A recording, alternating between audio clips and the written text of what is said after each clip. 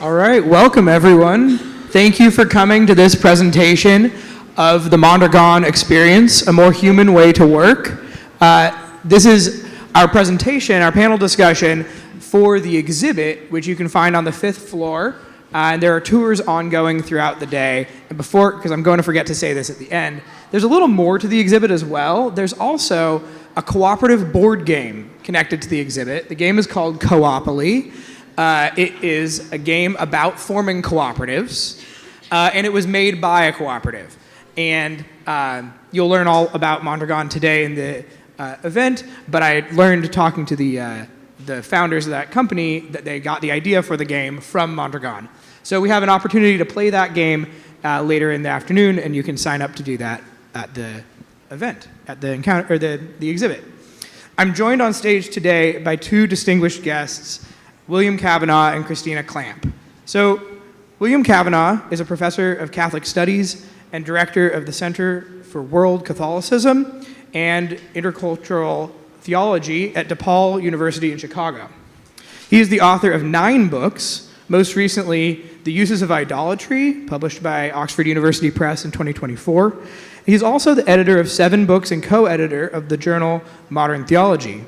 Dr. Cavanaugh's work has been published in 18 languages, and he has lectured on 6 continents. I don't know what you're doing not being on Antarctica. It turns out that the penguins there are just penguins, they're not nuns. So. All right, welcome, Dr. Cavanaugh.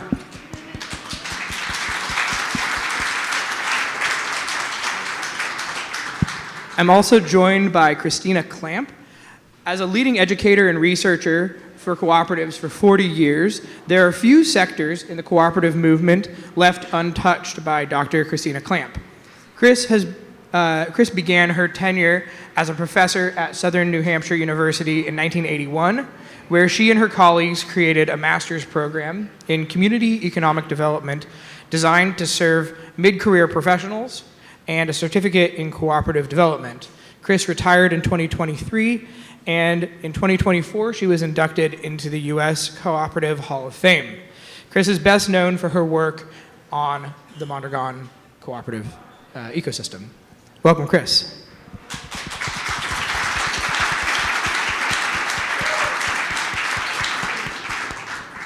Is this on? Yes. It's on, right? Yep. Okay. So I understand we have a fair number of young people from Mondragon University here. Hopefully they're in the room. You guys raise your hands. You got to raise your hands if you're from Mondragon. The Mondragon University Or from students? the co-ops. They're here somewhere. You said they're here. They're here. I bumped into them in the hall.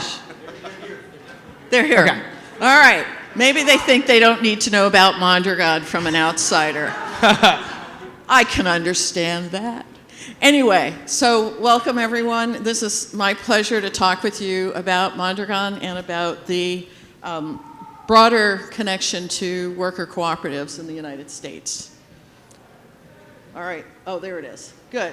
So just as a recap, if you haven't been to the exhibit, Mondragon currently has 81 cooperatives, 70,000 people employed in those co-ops, 12 R&D research and development centers, and has placed first in the Basque business rankings.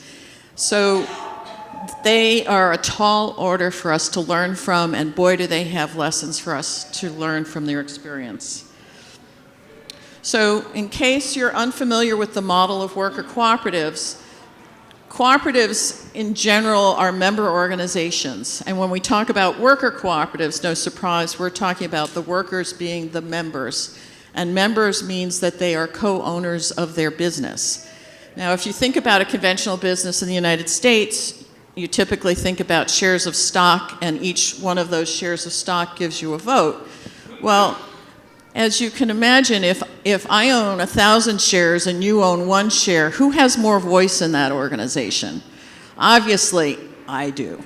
So the challenge that we face in talking about worker ownership and worker cooperatives is, can we create a model where there is equality amongst the workers and equity in terms of compensation, and that creates better communities for all of us? All right. So when you look at the Mondragon experience, about 80% of the workers are currently members, and ownership includes a responsibility to set aside funds out of your profits for reinvestment in the organization, and I'll show you how this becomes important in terms of one of the pillars that makes Mondragon special. So Mondragon has a commitment to one member, one vote. So if all of us were members of the cooperative, all of us would have a vote when it comes to deciding who will represent us in two places in the organization. One is in what you and I would think of as the board of directors or their governing council, and the other place is through their functional work units for a social council. And when you look at this structure, as you see outlined here, the General Assembly is where all of us as members would have a seat.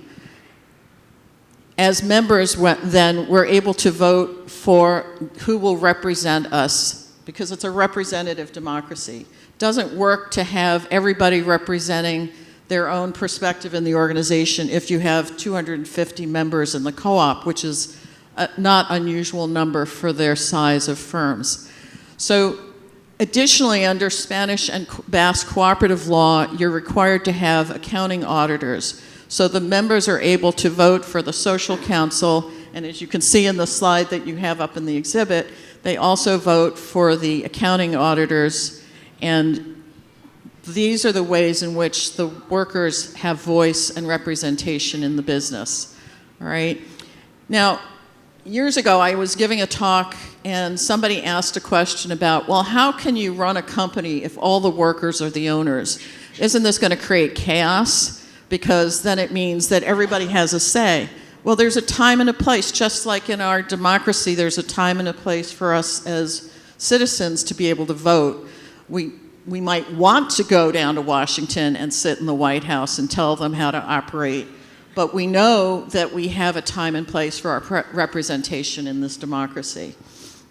So the key is that administratively, operationally, you have a manager and a department managers who make things work, all right? So could we say it's not an anarchic system, which is what people have in mind when they ask you? Yes, it's not anarchic at all. Okay. In fact, it's extremely well ordered and very civil. Maybe not so civil in the social council sometimes, but, or maybe not in a general assembly if somebody hasn't done their pre-meeting to fully understand what's on the table for discussion. But yeah, it's a very structured civil engagement. The other thing to know is this is giving you the larger Mondragon group structure here, and what you see is that the industrial cooperatives are able to have 14 representatives to the standing commission within the Congress. The Congress itself is a little over 600 representatives, and from within each of these four sectors, you then have a representation on the standing commission. The standing commission is able to handle issues of the whole group of Mondragon, not just the individual co-ops, and to do this in a way that if there's issues that come up between meetings of the Congress, that the work of the group can still move forward. So 14 representatives from industry, and that's because manufacturing is still at the core of what makes Mondragon so successful and distinct. The finance area was historically very important to the development of the co-ops in the early years, but has stepped back in the sense that now it operates more as you would expect other banks operate. And then its function is really to serve its depositors, its members. Just like if any of you belong to a credit union, in that sense, it's similar, okay? Knowledge sector is really important because of the recognition that education was important in how things got started and continues to be a key part of what makes Mondragon unique and special. So you have Mondragon University, you also have Otalora, which provides recurrent education and training for people within the co-ops. And the other thing that I especially appreciate about Mondragon, Mondragon got started in a post-Civil War conflict. Franco, the dictator, was very, very angry at the Basque people for not aligning with him in the Civil War. He went out of his way to try and destroy the Basque culture and Basque language. By the time I went to Mondragon in 1982, about 1 in 4 people spoke the language. And today, I'm pleased to report that those numbers are greatly improved. You hear Basque on the street. Children are having multiple opportunities to study and learn about their language and culture. The Basque cooperatives contributed to creating ikastolas, which are very important as cooperatives in education at the primary and secondary school level. Can I interject something real Yeah. quick? Chris is talking here about the overall structure. So Mondragon is a cooperative of cooperatives, and so when you're saying these industrial cooperatives, those are individual co-ops, and this is how they participate in the overall governance of Yes. Mondragon. Yes. Big picture, the Yes. 70,000 workers. Yeah. Great. So let me move things forward here. Just to summarize, workers do have an economic participation that's both voluntary when their cooperatives need to raise additional funds for projects or ventures. It also has a required contribution, which is in terms of becoming a member, and also they retain individual accounts that serve them well when it comes time for retirement. They have a contribution to make in terms of meeting the social goals, of participating in governance. They're important role for them to play also in asking hard questions of management when issues come up that need to be thoroughly threshed, as I would say in a Quaker session, of how you make things work well for the group, and that the social councils meet monthly, and that people participate in those discussions and carry that information back to their work units. So in conclusion on the cooperative structure, the principles at the heart is the notion that labor is sovereign. If you think about in a conventional business, it's your shares of stock that are sovereign, right? And so when workers are at the heart, it creates a different experience of what work life is and how we engage with each other. The other one point here is the wage solidarity, which is about the ratio between lowest and highest paid, which is reportedly 1 to 6, although I saw on the slide you had 1 to 9. I think within the cooperative, within Mondragon overall, it's capped at 9 to 1. None of the individual cooperatives are allowed to set it higher than that, but almost all of them have it at 6 to 1 Correct. or lower. Yeah, that's Yeah. a good way of capturing it. Yeah. All right, so there's 3 pillars in terms of the structure of the groups, and I'll start from the right, working left. Globalization. I've heard criticism of Mondragon for having gone global, but if you look at where they've been active in manufacturing, a lot of it has been in sectors that if they weren't globalized, they could just shut down tomorrow. A lot of their work has been related to the auto industry, to machine tools, where they've had a stellar leadership role in the European machine tool sector. Another important pillar is innovation. And, you know, I was talking to a group last Sunday, and somebody pointed out that cooperatives, even the rural electrics in the United States, have played a really important role in innovation. And I think that when you have a membership model, then the pressure to recognize you have to do better than to be better than in order to still be relevant in the economy. So Mondragon is many, many new products and services and licenses have come out of the work, particularly of their research and development centers. And lastly is the intercooperation, which is essentially, it's what makes the whole thing work so beautifully. So if you think about the individual cooperatives, they come under the umbrella of the Mondragon Group.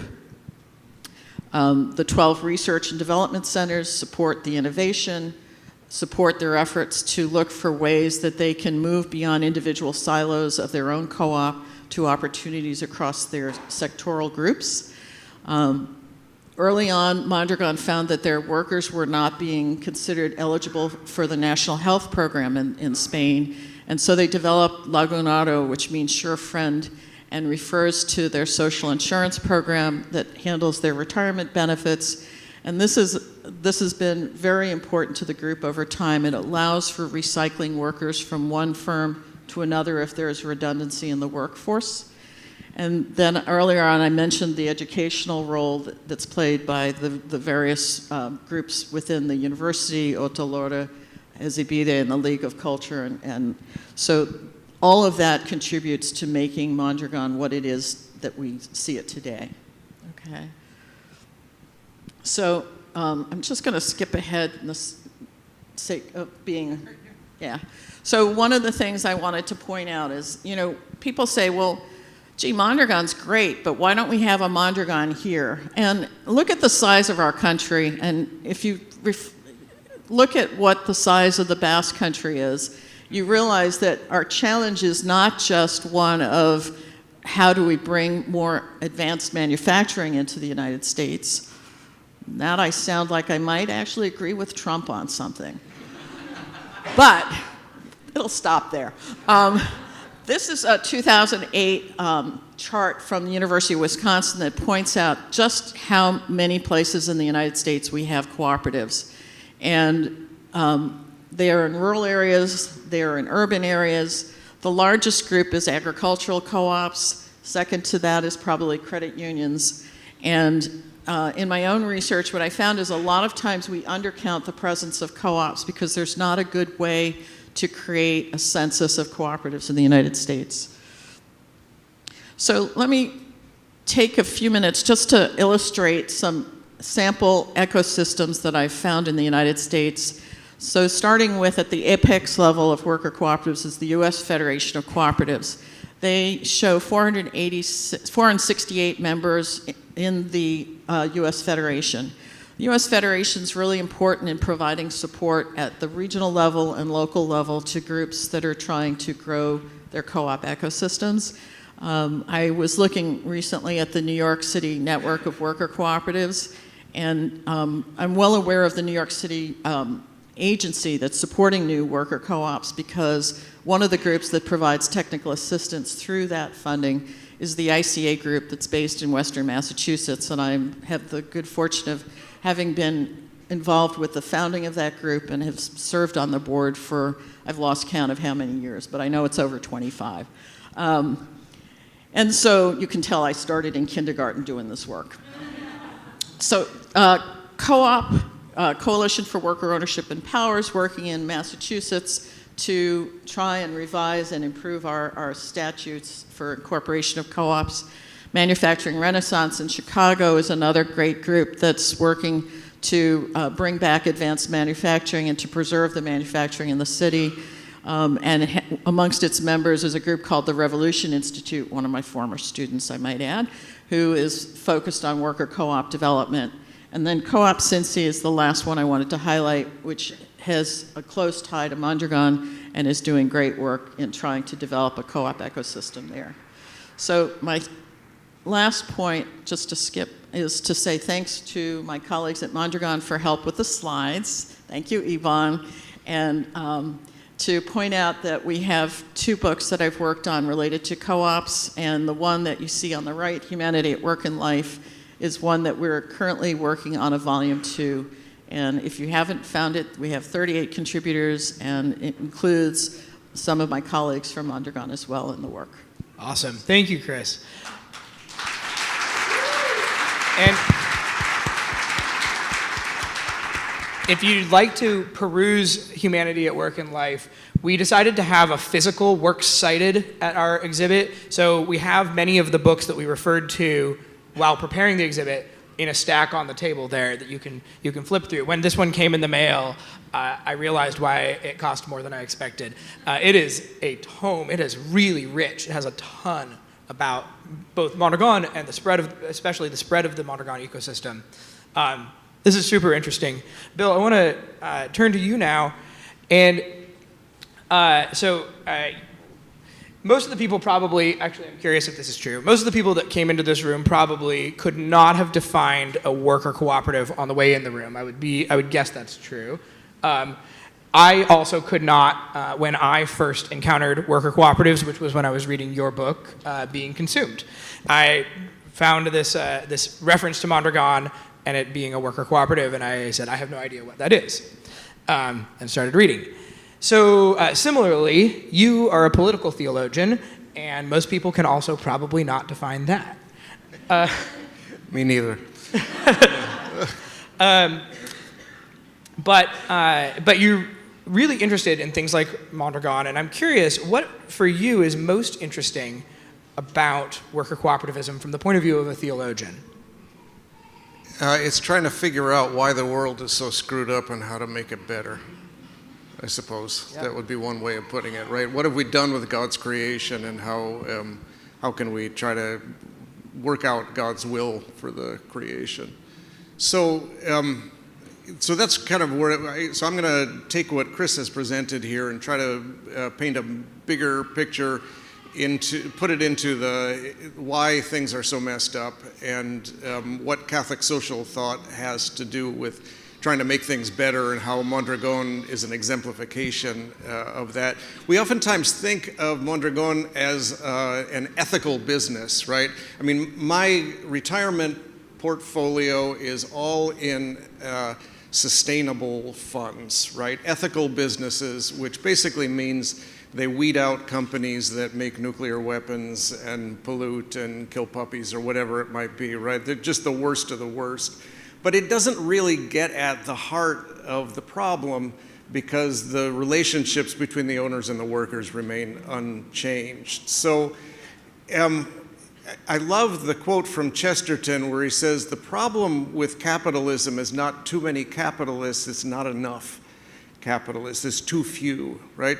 A small number of people own capital and the means of production, and this great mass of people has nothing but their own labor to sell.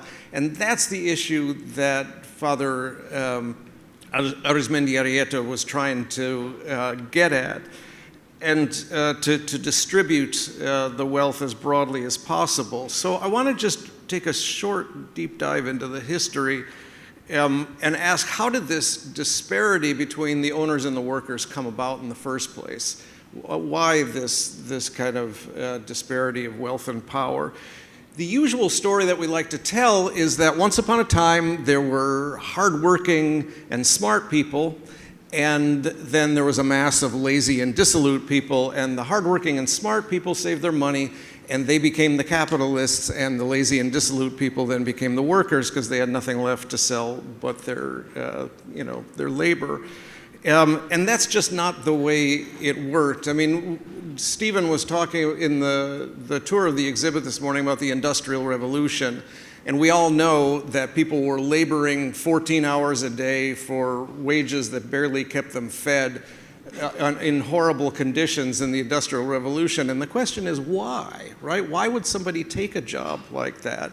And the answer has to do with coercion to a great extent. So after the feudalism breaks up, there's a fairly well-distributed peasantry who are doing subsistence farming. It's not glamorous work, society is not equal, but you can make a dignified living. And what happens then in the modern era, 16th century and beyond, is the enclosure of common lands and forcing people off of land into factories, so they have no choice.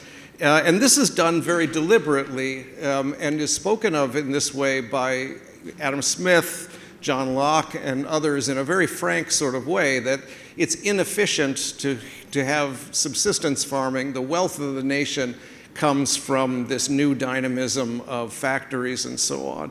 But the way that they go about this then is the enclosure of common lands, which is basically the privatization of common lands, woods where people hunt, and common pastures where people pasture their livestock and so on. And it's basically the appropriation of those lands by people who already have land. And then come things like the game laws, which make it, you could get executed for poaching deer off the baron's land, right? Because, and begging is severely punished. A lot of the people that were sent to Australia for poaching. Why is this? They want to make it so that you can't make a living for yourself without going into wage labor.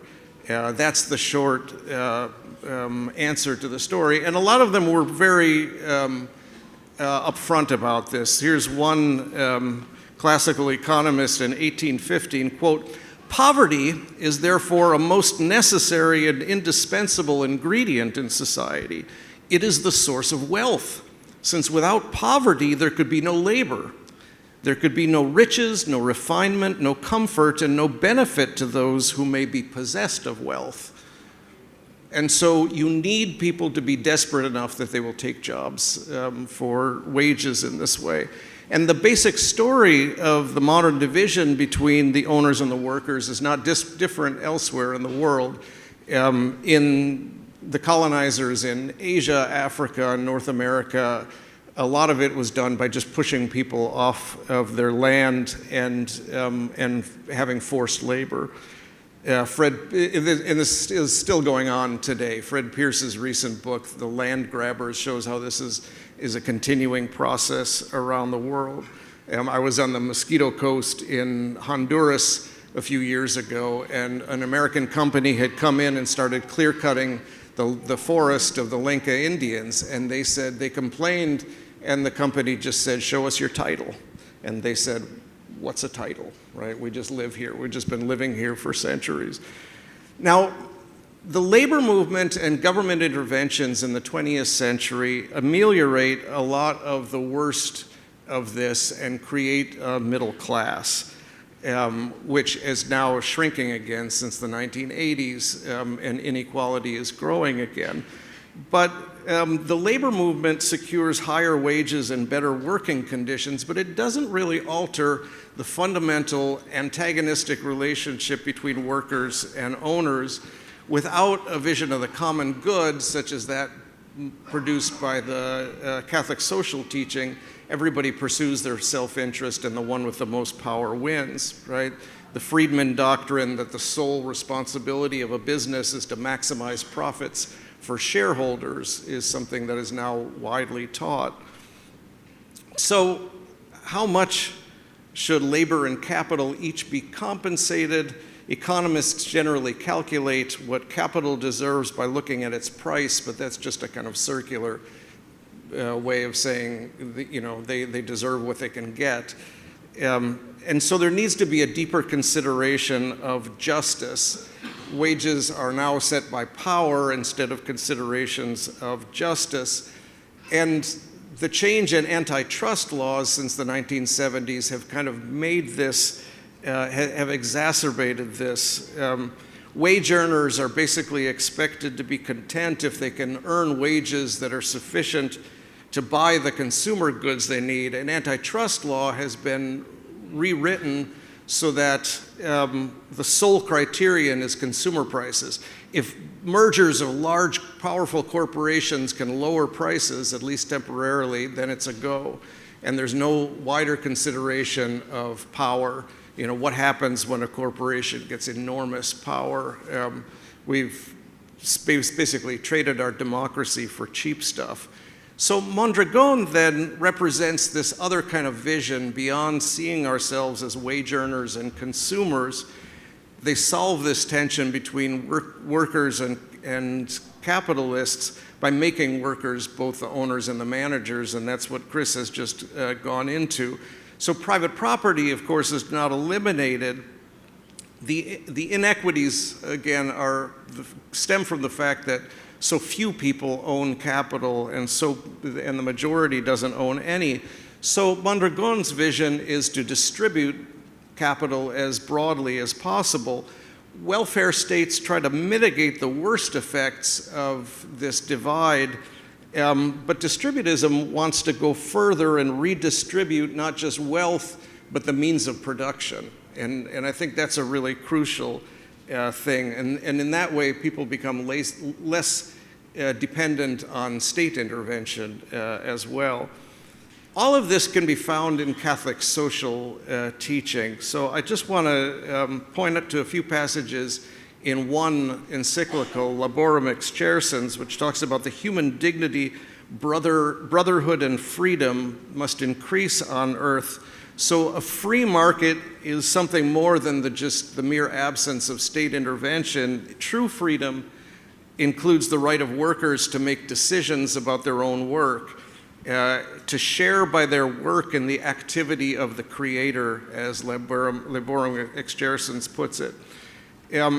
John Paul II says that the order has been reversed. Humans have been treated as mere instruments of production. And he says this reversal of order should rightly be called capitalism. And he says, in view of this situation, these are all quotes, we must first of all recall a principle that has always been taught by the church, the principle of the priority of labor over capital. The means of production should serve labor. These are all quotes. So the reason for the priority of labor to capital is that labor is people, right? And people are good, and people are made in the image of God. And so decisions, economic decisions, should be made on the basis of the flourishing of people rather than on the basis of how much wealth can be produced for the shareholders. So in Catholic social thought, justice demands that property should obey what John Paul II calls the universal destination of goods and the right to common use of them. So he talks about a social mortgage on all property.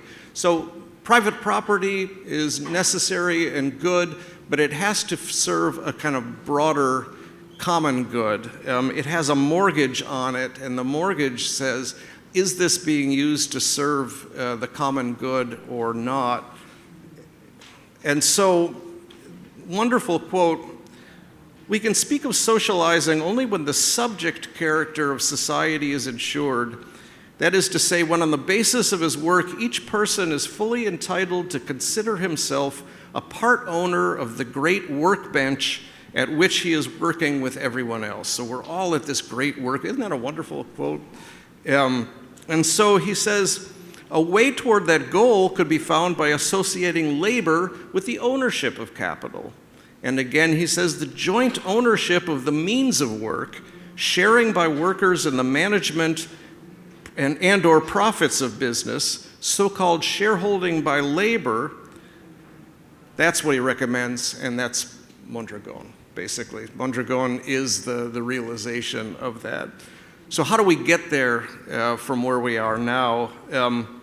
There's a million ways that the government works against cooperatives and in favor of the billionaires that you saw surrounding Trump at his inauguration. Laws, taxation policies, subsidies could favor small and cooperative businesses.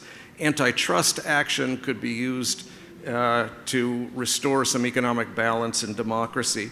But Father Arizmendiarrieta did not wait for the state to take action. He went out and just created this beautiful thing. There's lots of ways where we can kind of enter into that ourselves. You know, I boycott Amazon, for example, but the last word on this has to be joy, right? I mean, what they have created in Mondragon and the vision of Catholic social teaching is to create a world of work which is joyful, and a world where we consume things in a joyful and sacramental sort of way. And that, I think, is kind of the entire direction. That's what theology has to do with economics. That was awesome. Thank you, Bill.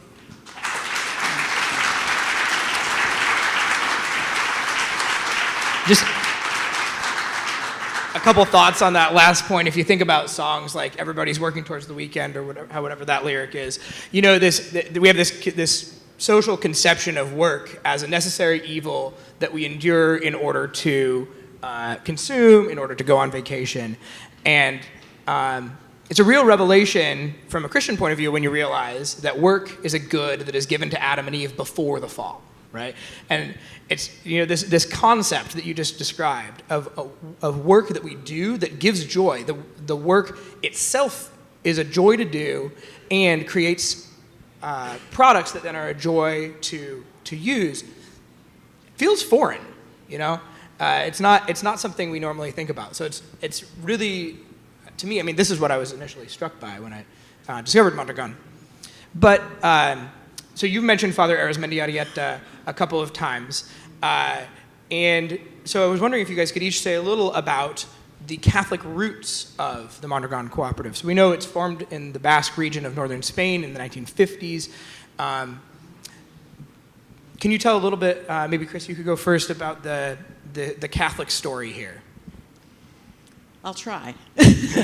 So, yeah, Mondragon really has its roots with the efforts of Father Arizmendiarrieta, who, out of the civil war that had been especially brutal for the Basques, they were bombed in the town of Guernica, and is reflected in the video that you've included in the exhibit. As a priest, he had a certain level of protection, if you will, from the state mechanism. And so imagine, if you will, being in a community where many men are in exile or in prison. Tuberculosis is rampant, and along comes this priest who's tasked with being a youth pastor. So what does he do? He looks at the community and he says, not unlike what happened in Eastern Canada with the work of Father Moses Cody, he said, let's do study circles and let's talk about our problems. Let's figure out how we address those problems. If you were in the last session with talking about Hannah Arendt, her work also speaks to this, about not working from ideology, but working from our lived reality. How do we bring about change? To me, that's good community organizing. And Father Arizmendiarrieta was just a master of this. You can't have public meetings. Oh, but we can have a meeting at the parish hall, okay?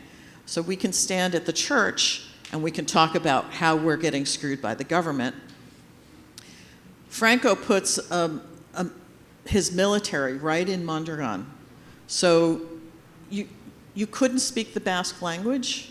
You couldn't go about your daily lives without constantly being under surveillance. But he focused on what can we do that fits within our Catholic faith and our Catholic practice of good works. And he does that, and does it in a way that when Franco tried to come back, he then worked his connections in Madrid to bring about a resolution so that they could move forward with the cooperatives. I don't know if that answered your question. No, that's great. Yeah. Yeah, so one way of understanding this is to think about Rerum Novarum, the Pope Leo XIII's first kind of what's usually considered the beginning of the social encyclicals, although, so he, so 1891, so on the one hand, you've got this kind of wild, savage capitalism. On the other hand, you've got the rise of communism. And he's trying to figure something out that was neither, right? And so so on the one hand, you've got capitalism where you've got too few capitalists, and socialism, communism, it basically reduces the owners down to one, which is the state. And Pope Leo XIII, I think, rightly saw that both of those options were detrimental. And so there arises then, in the decades after Rerum Novarum, a movement called distributism.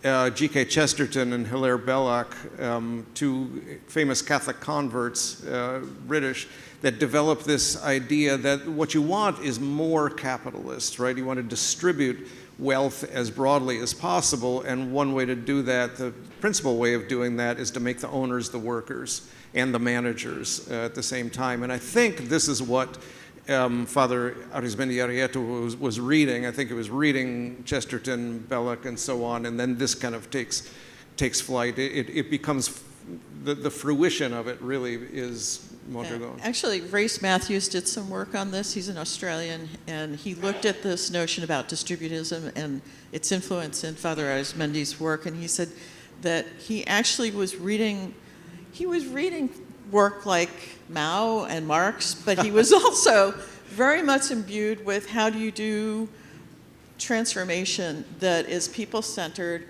and does it in a way that is not taking away a market economy and not taking away private property.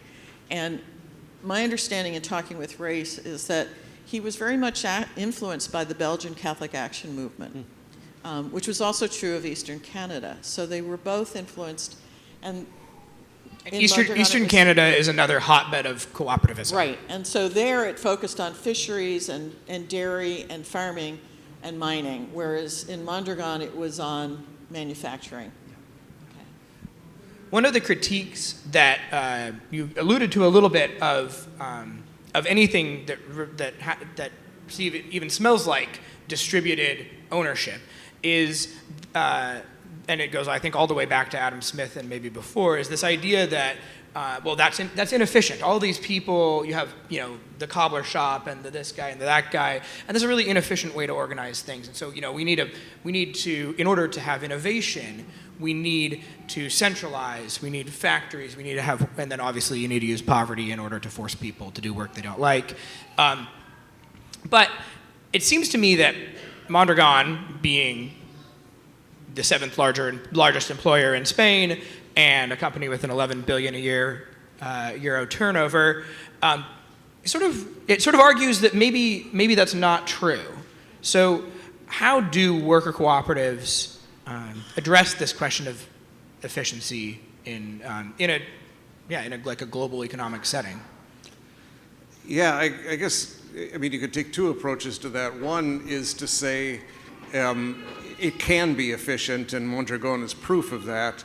And the other is to say that efficiency is not the ultimate, or should not be the ultimate criterion for what makes an economy good, right? The real criterion is, are people flourishing, right? Are people and the environment flourishing or not? And that's the ultimate criterion. When efficiency becomes the ultimate criterion, then something has already gone wrong. Yeah, I think efficiency is really about how do we ensure we're sustainable in the Native American sense of 7 generations. And the sustainability isn't necessarily just in the efficiency. And I know a lot of young people today now think that the 40-hour work week is really not an ideal goal in terms of having life and work balance. And, the fact that so many young people are coming out with heavy debt from college and no chance of ever owning a home of their own, it's really forcing them to rethink what priorities are, and efficiency doesn't seem to rise to the top in that equation. Yeah. I thought it would be interesting to talk about some different cooperative structures, because Mondragon is not, or worker cooperativism isn't the only kind of cooperativism. But first, I kind of wanted to share an image, or not really an image, but an illustration of of how worker ownership on a concrete level works, which was really helpful for me when I was trying to understand what even is something like Mondragon. And maybe Chris, since Chris has been studying Mondragon for 43 years and visiting repeatedly. So I'm sure you're going to be able to correct me on things, so please feel free. I'll ask Yvonne if I'm wrong. Okay. So if I am a worker at Mondragon, and I am I want to become a worker owner, and the opportunity is currently present for that. Over a period of something like 5 years, part of my pay can be used to accrue an ownership stake. Is that approximately right? I think what I read was that it's about 10,000 euros.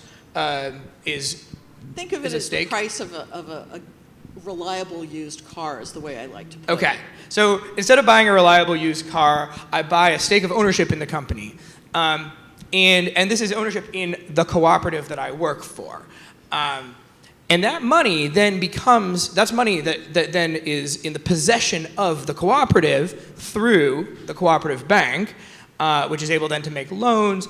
And so the company then, by having worker owners, has access to capital in a way that's different from, but achieves similar ends to how a company that maybe offers stock, for example, is able to sell off stock in order to get capital, in order to purchase new machinery or expand or anything like that. So,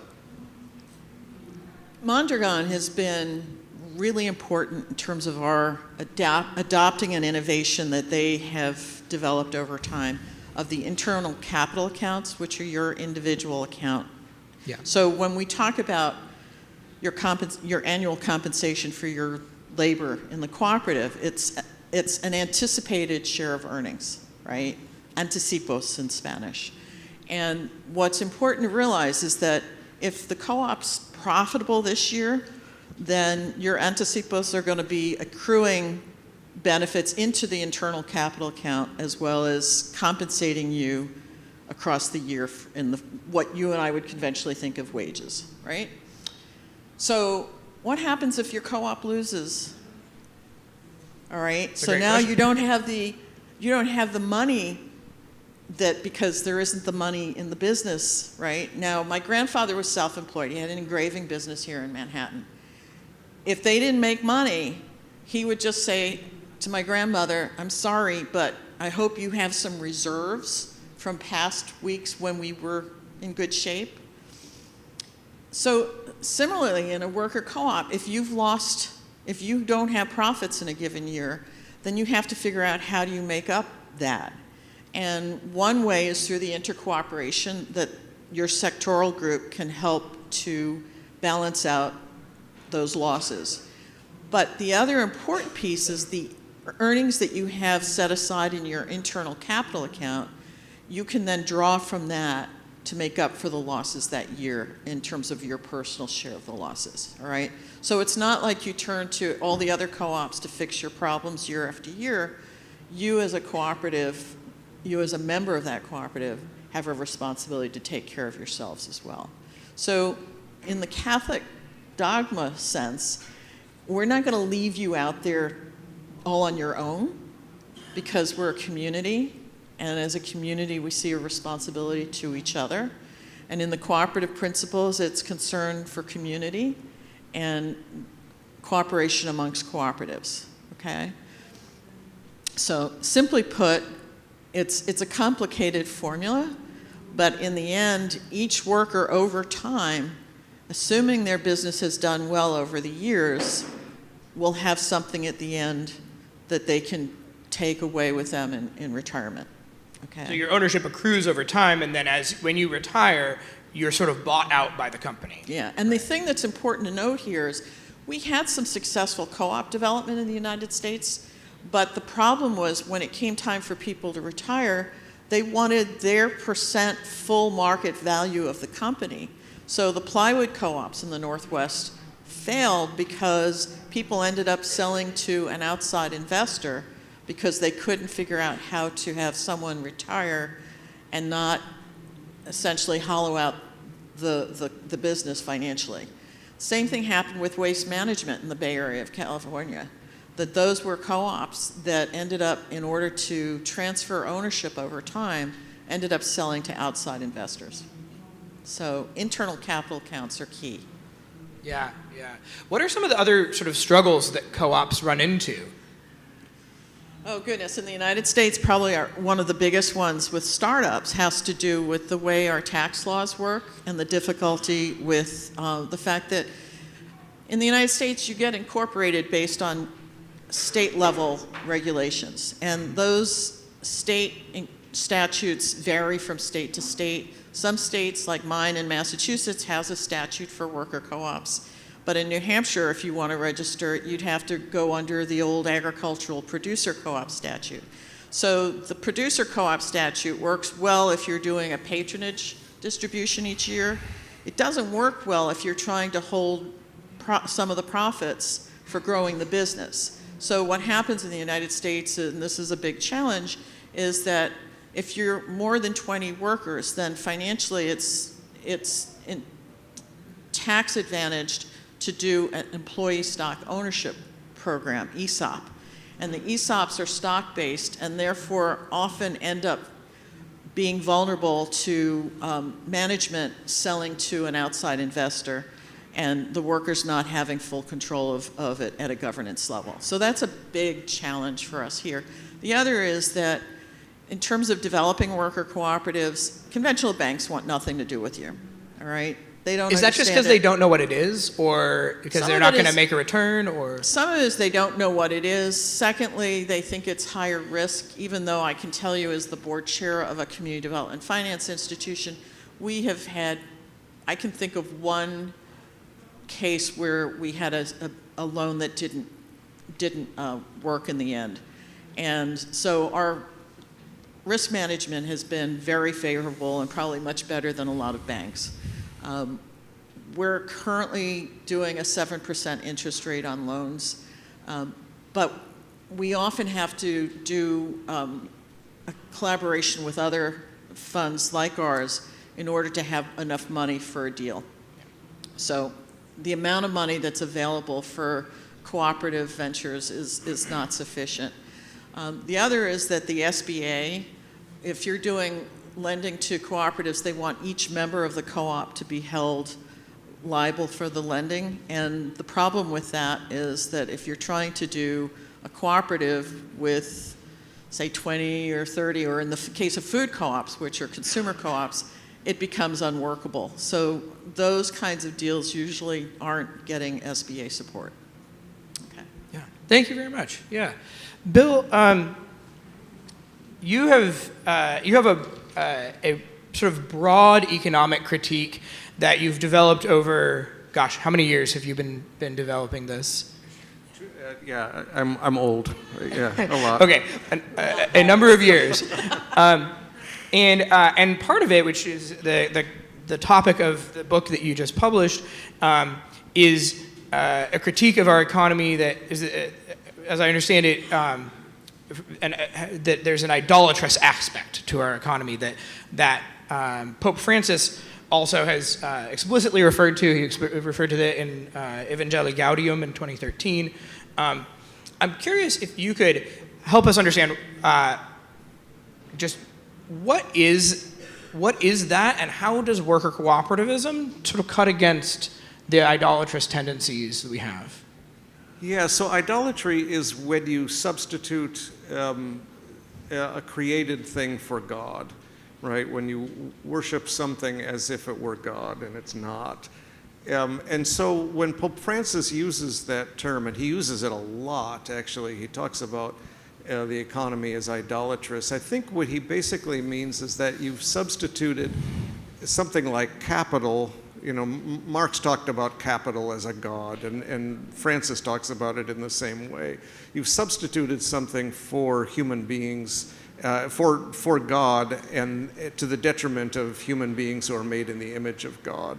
So if an economy is not meant to serve people and serve God, then it's idolatrous, because you've distorted and perverted the actual purpose of an economy, which is human flourishing. Yeah, and so when you said just there, an economy that's not devoted to serving people and serving God, are those at odds with each or are they? How does that? Well, I mean, so I have in this new book, I have a whole thing on the biblical concept of idolatry. And what you find is that idols are things that humans make and that then react back upon us and oppress us, right? And so it's bowing down to something that we have made, and then it becomes a source of oppression. And so what happens to the worship of God is intimately linked with what happens to human beings. And you find that across the board. So worshiping God is not something different than the flourishing of human beings, right? The worship of God is what makes us flourish. And so any kind of idolatry is going to be an attack on both of those things. So could we say that the part of the reason that worker cooperativism is so interesting from a theological point of view is that it is ordered towards human flourishing, which is being ordered towards towards the worship of God. Yeah. Okay. Yeah. Can you say a little about how worker cooperativism, concretely, how is it ordered towards human flourishing? What is it, what's so great in terms of human flourishing? It's precisely, so we often talk about having a free market, and there's so many different kinds of unfreedom in this market. People don't feel free, they feel oppressed and trapped in a lot of ways. And so what it means then, so cooperatives then allow people to be not just owners of their work, but managers of their work as well. And that's true freedom, right? That gives you the freedom of control over your work and being able to benefit from your work and not just working for somebody else, working for the weekend, and seeing this as some kind of terrible burden. You see it instead as a way of participating in God's creative activity, and that's a beautiful thing. Yeah, yeah. One point that I think I learned from you, if not, you can take credit, was that one of the problems in a global economy is that when money is mobile and labor is not, that leads to deep injustice, because if I run a factory in Cambodia and labor prices are going up in Cambodia and they're staying stable in Vietnam, I can move my factory to Vietnam, but Cambodians can't move to Vietnam to work there. Right. So I think it was you that made this point that worker owners are very unlikely to offshore their own jobs. Yeah. I'll take credit for that. Yeah, so on a very concrete level, you see people having a capacity to flourish. I mean, because the level of instability, and this is something I know I learned from you, the level of instability created by the departure of the sole source of income in a community, particularly a poor community, is it creates huge amounts of chaos, poverty, and human misery. Yeah. And so this is one way in which human misery can be avoided. Yeah. Yeah. All right. Well, ladies and gentlemen, I want to thank you all for coming out to our presentation today, and I'd like to invite you all to please come up and take a tour of the exhibit and pay anyone $5 per typo they find, because you have to read really carefully. Actually, there's one that's really obvious. And also sign up to play the board game Coopoly with us. Please join me in thanking our two distinguished guests today.